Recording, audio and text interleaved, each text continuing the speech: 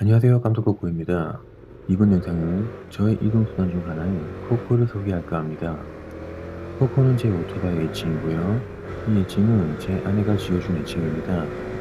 이 오토바이를 왜 구입하였는지, 구입하면서의 에피소드와 하자 등을 얘기해볼까 해요. 제 오토바이의 정식 명칭은 KR 모터스의 2010년식 인젝션 타입 포맷 250R입니다. 당연히 단종되었기 때문에 중고이고요. 구입한 지는 얼마 되지 않았어요. 이 오토바이를 구입한 이유는 일단 이전에 오토바이를 폐차해서 다른 오토바이가 필요했었습니다. 물론 자차가 있긴 하지만 출퇴근 시 부족한 주차 공간과 차 막힘도 큰 이유이기도 하고요. 그리고 차와는 또 다른 매력이 있기 때문이기도 하죠. 근데 다들 궁금해 하실 겁니다. 왜 코멧을 구매하였는지. 한때는 국산 알차의 자존심이라고 광고하던, 그리고 많은 장고장으로 인해 탈로 많았던 이 바이크를 왜 구입하였는가를 말이죠. 크게 세 가지 이유를 말씀드려 볼게요. 일단 첫 번째 이유는 유지비나 바이크 가격이 저렴해서입니다. 제가 원하던 바이크는 따로 있었지만 일반 서민으로서 차가 있는 상태에서 고가의 오토바이를 감당하기에는 아직 조금 버거운 감이 있더라고요. 그래서 국산으로 눈높이를 낮췄습니다. 그리고 두 번째는 국산 바이크 650cc보단 250cc가 그나마 보증이 되어 있다고 하더군요. 제 지인 중에 지금은 아니지만 한때 바이크를 전문적으로 타던 분께 문의해서 상의를 해보고 내린 결정이었어요.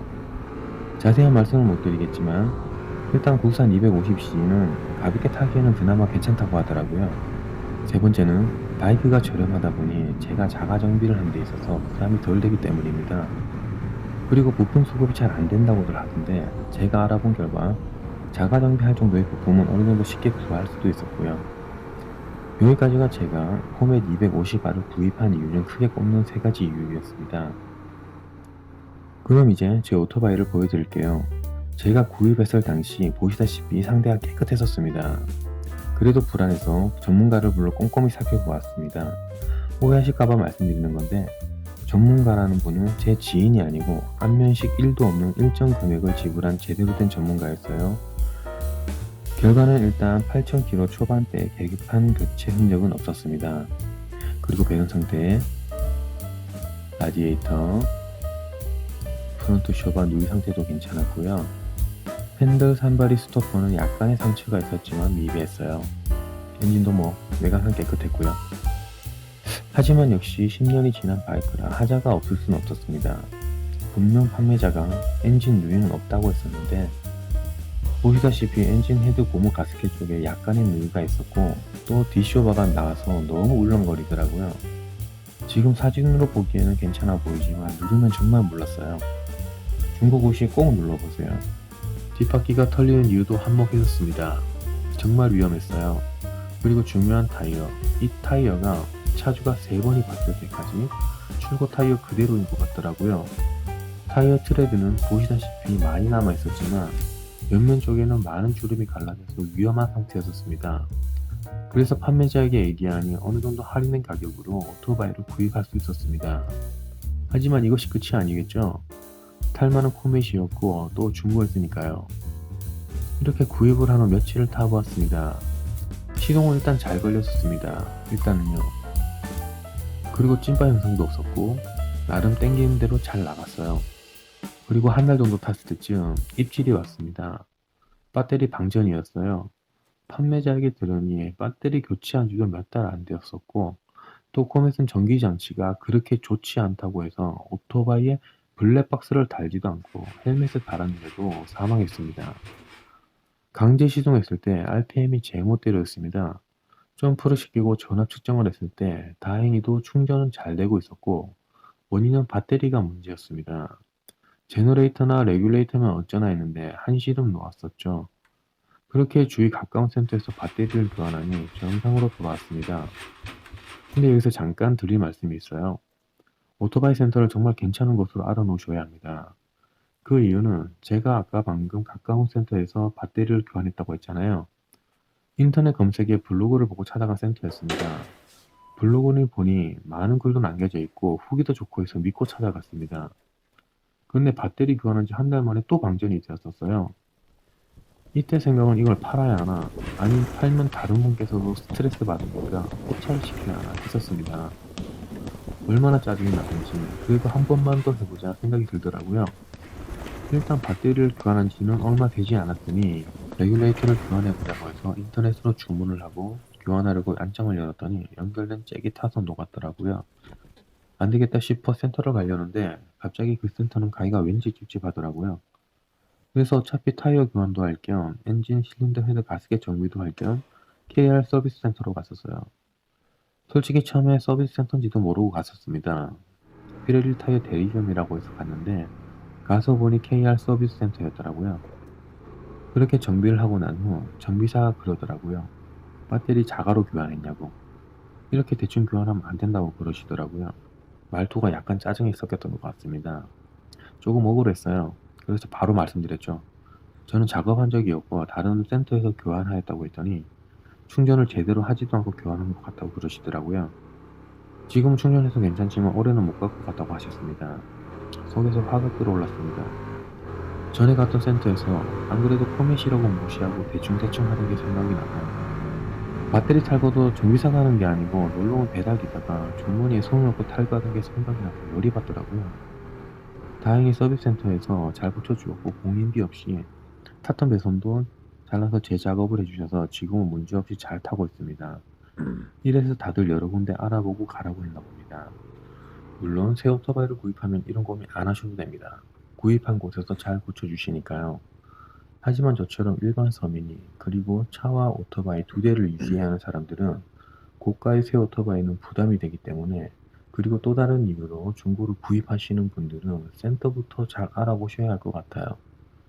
인터넷 블로그 너무 믿지 말고 직접 가서 얘기해보고 또 어떻게 작업하시는지를 잘 보고 선택하셔야 할 것 같습니다. 얘기가 길어졌네요. 다시 본론으로 돌아올게요. 만약 중고를 구입하신다면 다들 아시겠지만 한 분을 더 데려가시길 바랍니다. 물론 잘 아시는 분이면 더 좋겠죠.